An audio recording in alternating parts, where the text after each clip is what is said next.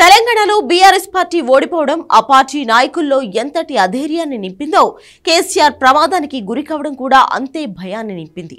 ఓ పక్క చూస్తే రేవంత్ రెడ్డి ప్రభుత్వం మొన్నటి వరకు రాజకీయ శత్రువులుగా ఉన్న వాళ్ళంతా ఇప్పుడు అధికారంలో మంత్రులుగా ఉన్నారు. మరోపక్క అండగా ఉంటాడు అనుకున్న నాయకుడు మంచాన పడ్డాడు. కేటీఆర్, హరీష్ రావు ఫీల్డ్లో ఉన్నా కేసీఆర్ కనిపిస్తే ఆ పార్టీ నేతల్లో వచ్చే జోష్ వేరు. కానీ సార్ బయటికి రాలేని పరిస్థితి. ఫామ్ హౌస్లో ప్రమాదానికి గురై దాదాపు నెల రోజుల నుంచి మంచానికే పరిమితమయ్యారు కేసీఆర్. కానీ ఇప్పుడు పార్టీ నేతల్లో ధైర్యాన్ని నింపుకునేందుకు, తెలంగాణలో మరోసారి పట్టు సాధించేందుకు కేసీఆర్ బయటికి వస్తున్నారు. త్వరలోనే ఆయన తెలంగాణ వ్యాప్తంగా పర్యటించబోతున్నారు. 1-2 కాదు, రాష్ట్రంలో ఉన్న అన్ని జిల్లాల్లో మీటింగ్లు నిర్వహించబోతున్నారు. కేసీఆర్ పూర్తిగా కోలుకుని చైర్లో కూర్చున్న ఫోటోను లీడర్ ఇస్ బ్యాక్ అంటూ ఎంపీ సంతోష్ ట్విట్టర్లో పోస్ట్ చేశారు.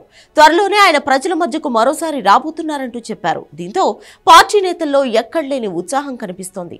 తెలంగాణలో అధికారాన్ని కోల్పోవడం, కేసీఆర్ ప్రమాదానికి గురి కావడంతో బీఆర్ఎస్ నేతల్లో చాలా వరకు జోష్ తగ్గింది.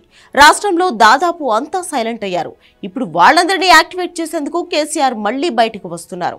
పార్లమెంట్ ఎన్నికలే లక్ష్యంగా ప్రచారం మొదలు పెట్టబోతున్నారు.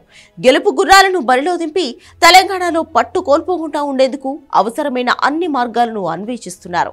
బీఆర్ఎస్ ఓడిపోవడానికి ఉన్న కారణాల్లో అతిపెద్ద కారణం కేసీఆర్ ప్రజల్లోకి రాడు అని. ఇప్పుడు ఆ అపవాదును వదిలించుకునే పనిలో కేసీఆర్ ఉన్నట్లు తెలుస్తోంది.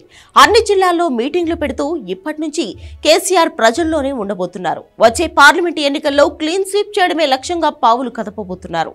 అసెంబ్లీ ఎన్నికల్లో కేసీఆర్ కు దిమ్మ తిరిగే షాక్ ఇచ్చిన తెలంగాణ ప్రజలు పార్లమెంట్ ఎన్నికల్లో ఎలాంటి తీర్పునిస్తారో చూడాలి.